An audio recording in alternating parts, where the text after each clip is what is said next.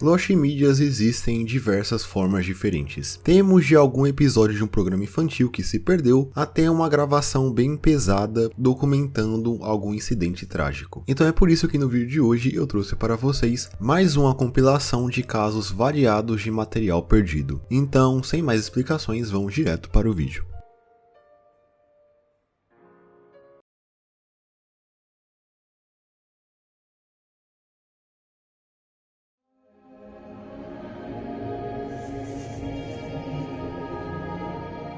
No meu vídeo sobre as Lost Medias perdidas para sempre, eu falei sobre o caso das pinturas perdidas do pintor grego Zeuxis. E Lost Medias envolvendo obras de arte é algo que desperta muito o meu interesse, apesar de ser algo um pouquinho difícil de se classificar, já que existem pessoas que consideram obras de arte, especialmente pinturas que foram roubadas e não recuperadas e peças que foram destruídas, como material perdido, mesmo que existam imagens dos trabalhos originais disponíveis. Porém, o que mais me chama a atenção definitivamente são os casos que nem isso temos, como é o caso, por exemplo, das obras de Zeuxis e de uma obra do artista mais famoso da história, o Leonardo da Vinci. Essa pintura em específico ficou conhecida como a Medusa de Da Vinci, que representaria a cabeça dessa criatura da mitologia grega. É dito que esse foi um dos primeiros trabalhos do pintor, porém essa obra em particular está envolta em muitos mistérios. A sua primeira descrição foi feita em uma biografia do artista escrita em 1568, pelo autor Giorgio Vasari. Nesse material, ela é descrita como uma pintura assustadora com uma atmosfera sombria. E em 1782, outro biógrafo de Leonardo, chamado Luigi Lanzi, fez uma pesquisa na Galeria de Uffizi, em Florença, e descobriu uma pintura da Medusa que era atribuída a Da Vinci, que no caso é essa. Por muito tempo se acreditou que essa é a tal Medusa de Da Vinci. Ela foi atribuída ao artista graças à sua semelhança com a descrição presente na biografia de 1568. E como vocês podem ver, é um quadro bem sombrio. Porém, hoje se acredita que essa obra não é de autoria de Da Vinci, e não se sabe quem foi o artista por trás dessa obra em particular. Se acredita que ele tenha atuado entre o final do século XVI e o início do século XVII, e que ele seria um artista oriundo da atual Bélgica. E também existe a possibilidade de outros artistas da época terem feito obras se inspirando no trabalho de Da Vinci, enquanto ela ainda não tinha sido perdida. Como é o caso de uma obra feita pelo artista Peter Paul Rubens, que também carrega essa atmosfera sombria, e também uma peça feita por Caravaggio representando a figura mitológica. Mas é certo dizer que a misteriosa Medusa de Da Vinci talvez não seja vista há séculos, existindo a possibilidade dela ter sido destruída em algum momento, fazendo com que ela esteja perdida para sempre.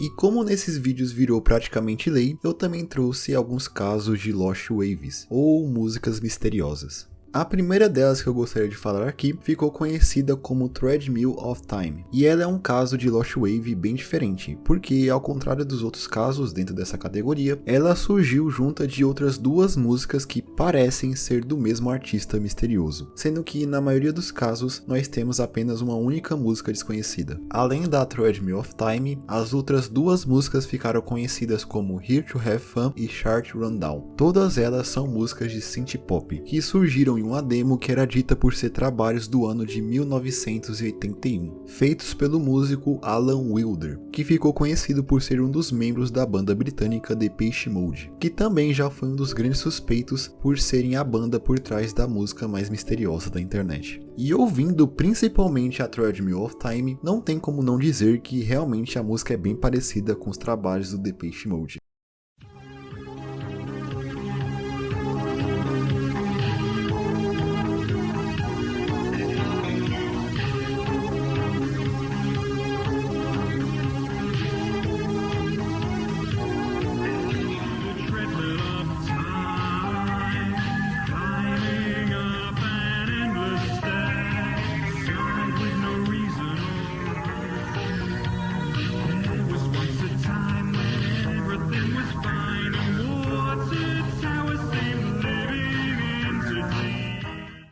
Mas de qualquer forma, esses trabalhos foram atribuídos erroneamente ao Alan Wilder. Ele não é o autor delas. A banda ou o músico por trás dessas músicas ainda é um completo mistério. E além disso, também não temos uma versão em alta qualidade desses trabalhos.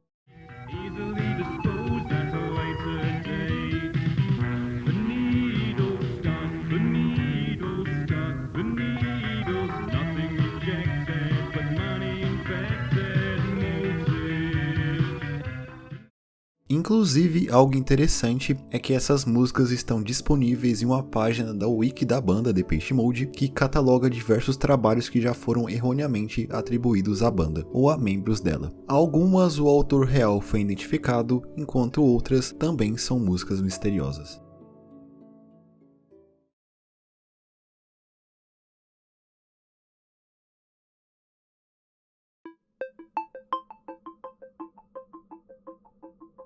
E falando de outro caso que é bastante enigmático, nós temos uma música que é atribuída ao Michael Jackson, através de um vídeo que foi postado no YouTube em 3 de setembro de 2009, 2 meses depois do falecimento do cantor. Essa música se chama Sexy Lady, e ela tem um vocal muito semelhante ao do Michael Jackson, mas com uma sonoridade puxando para algo parecido com as boy bands dos anos 2000, apesar de também lembrar a sonoridade das músicas do rei do pop. Apesar de ser atribuída ao Michael Jackson, não se sabe ao certo se ela realmente é uma música dele, mas muitos indícios dizem que não, sendo que alguns levantam que existe alguns erros na pronúncia do cantor, fazendo com que seja possível dizer que o cantor da música não é um falante nativo da língua inglesa.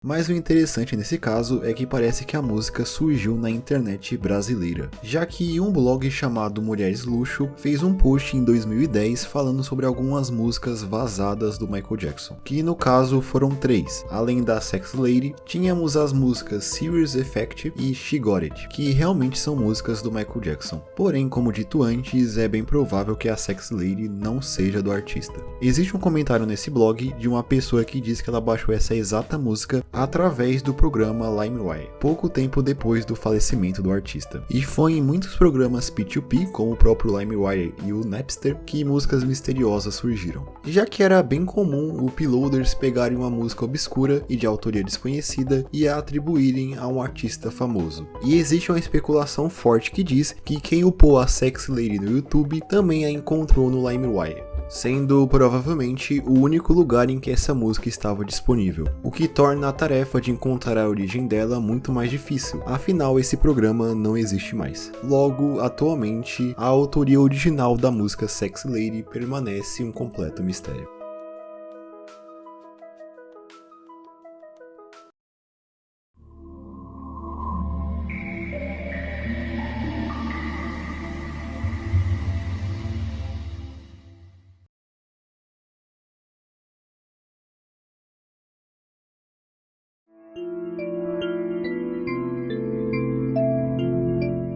Agora vamos falar sobre o que é provavelmente o caso de mídia perdida com existência não confirmada, mais infame. De acordo com a história, em 1968 foi produzido um filme franco-espanhol de terror chamado Las Noches del Hombre Lobo, ou no seu título em inglês, Nights of the Werewolf. O filme conta a história de um professor que toma conhecimento de que um dos seus alunos sofre de licantropia, o que faz ele se tornar um lobisomem. Logo, esse professor, que também é um cientista maluco, manipula esse aluno, o transformando em uma arma para executar uma vingança. Esse cientista controlaria o homem através de ondas magnéticas. Quase nada do filme está disponível, e toda a sua existência é extremamente questionável. Afinal, a única pessoa que confirma a sua existência é o ator espanhol especializado em filmes de terror, Jacinto Molina Álvares, conhecido artisticamente como Paul Nash. Ele é o único que supostamente trabalhou no filme que alguma vez falou dele. sendo que todas as informações que nós temos vêm dos seus relatos. De acordo com ele, o filme teria sido gravado em Paris e dirigido por um cineasta chamado René Govard, que não possui nenhum outro registro na indústria francesa, além de ter no elenco outros 2 atores nomeados, sendo Peter Belmonte e Monique Brenville, que estão na exata mesma situação do diretor do filme, tendo nenhum outro trabalho encontrado. A partir daí, existem 2 histórias que tentam justificar o fato desse filme estar perdido. As 2 dizem que o suposto diretor do filme teria morrido em um acidente de carro uma semana depois das gravações do filme terem terminado. A partir daí, uma das versões diz que os negativos do filme estavam presentes no carro durante o acidente e foram destruídos. E outra versão diz que ninguém pagou pelos negativos que permaneceram guardados em um laboratório e logo foram descartados ou destruídos. Existe a ideia de que Paul Nash teria simplesmente inventado a existência desse filme com o intuito de tornar o seu currículo mais atrativo, já que esse filme seria um dos seus primeiros trabalhos. E também existe uma única imagem que teoricamente veio do filme, que é essa passando de fundo. Ela foi mostrada pela primeira vez no documentário sobre Nash chamado O Homem que Viu Frankenstein Chorar, de 2010, feito logo após a morte do ator em 2009.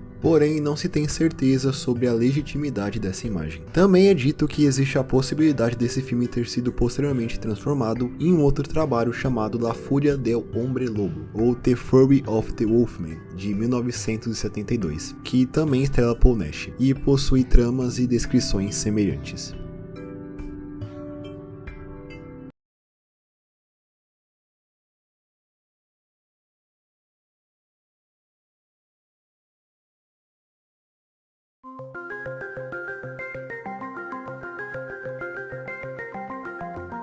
Existem muitos casos de Lost Media que envolvem acidentes que ocorrem durante um programa de TV. Um dos casos mais bizarros envolve um episódio do talk show americano The Dick Cavett Show, que era apresentado por Dick Cavett. A sua transmissão original durou de 1968 a 1986, e em 1971 foi gravado o que é talvez o episódio mais trágico do programa. Em junho daquele ano, 2 convidados foram entrevistados no programa. Eles eram o colunista do New York Times, Peter Hamill, e o grande foco desse caso, o autor e guru da saúde e da longevidade, Jerome Rodale. Ele foi o fundador da Rodale Incorporated, que é uma editora focada em publicar materiais sobre saúde e estilo de vida, como é o caso da revista Men's Health. Durante a entrevista no programa, Rodale falava sobre se sentir muito bem em relação à sua saúde. Ele falava sobre ter caído de uma grande escadaria e rir enquanto caía, além de dizer que ele decidiu viver até os 100 anos.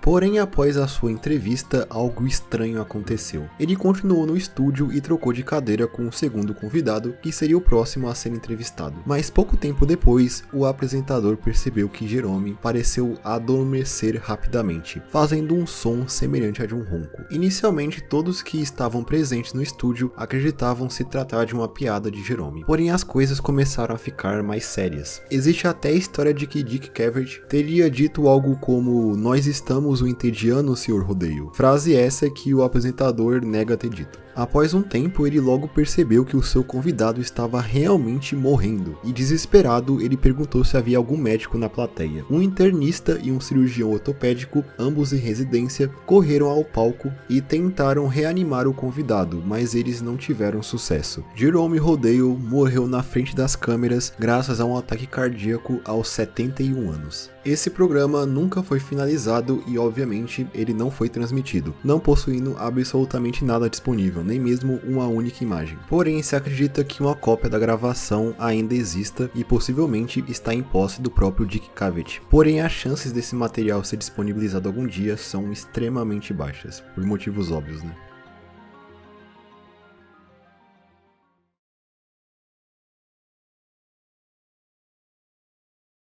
Ok, esse último caso é duplamente pesado, então eu vou ter que falar bem por cima. Houve uma época na internet que vídeos que foram denominados como shock videos ou vídeos chocantes eram extremamente populares. Esses vídeos mostravam cenas extremamente pesadas, onde geralmente mostravam pessoas se machucando ou até indo dessa para uma melhor. E felizmente muito desse conteúdo foi perdido pelo tempo e é bom que eles nunca mais reapareçam. Porém, existem certos casos nesse meio que chamam a atenção. transmissão. Eu não preciso dizer o que aconteceu no dia 11 de setembro de 2001. Isso é algo que todo mundo está cansado de saber. Todavia, existe um movimento na internet que busca preservar mídias relacionadas a esse incidente, que estão relacionadas principalmente à transmissão midiática do evento, indo de reportagens até um episódio de LEM que contém uma mensagem sobre o incidente passando pelo topo da transmissão. E é claro, o maior efeito Mandela do Brasil, a interrupção do plantão da Globo para noticiar os ataques. Infelizmente, essa interrupção ainda permanece perdida, apesar de que, recentemente, a própria Globo desmentiu a ideia de que o plantão interrompeu um episódio de Dragon Ball Z. Contudo, uma mídia relacionada a esse evento que nunca deve ver a luz do dia, se trata de um choque vídeo que posteriormente ficou conhecido como LOL Superman. Esse vídeo supostamente rondava a internet em meados de 2006, e ele mostrava pessoas pulando das torres em desespero no meio dos ataques. O vídeo mostrava também o que acontecia com as pessoas após elas colidirem com o chão, o que faz com que o nome LOL Superman seja uma piada de grande mau gosto. Ele teria sido gravado no World Trade Center Plaza, que é uma área abaixo das torres, e devido ao seu conteúdo gráfico, ele foi obviamente derrubado de diversos sites até desaparecer da internet por completo, se tornando uma mídia perdida. Ele meio que foi esquecido até que em 2015 surgiu uma thread no 4chan de uma pessoa comentando sobre o vídeo, e nele é dito que até por algum momento o vídeo estava disponível no YouTube. A partir daí, lentamente os rumores sobre o vídeo começaram a correr pela internet, até que em 2022 foi feito um post no Reddit perguntando sobre o vídeo e ganhou certa atenção, iniciando uma busca sobre o dito vídeo. Foi encontrada até uma filmagem feita por um canal de TV que supostamente mostra os dois responsáveis pela gravação do vídeo. E também, por um tempo, se acreditava que existia um frame sobrevivente do vídeo disponível, que era usado como a sua thumbnail, que no caso é esse. Essa é de fato uma imagem do local onde o vídeo foi gravado, porém ela não foi tirada do LOL Superman, mas sim de uma gravação de um mês antes do incidente, gravada por turistas chineses em Nova York. Mas isso ainda definitivamente não comprova a não existência desse vídeo, que de alguma forma pode estar por aí em algum lugar. Mas ainda não se sabe ao certo se ele realmente existiu algum dia ou é só um fruto de um efeito Mandela ou de uma trollagem do 4chan. Mas enfim, dada toda a tragédia a qual essa mídia está relacionada e o seu conteúdo gráfico, mesmo existindo uma chance desse material ser recuperado, é melhor que ele continue perdido.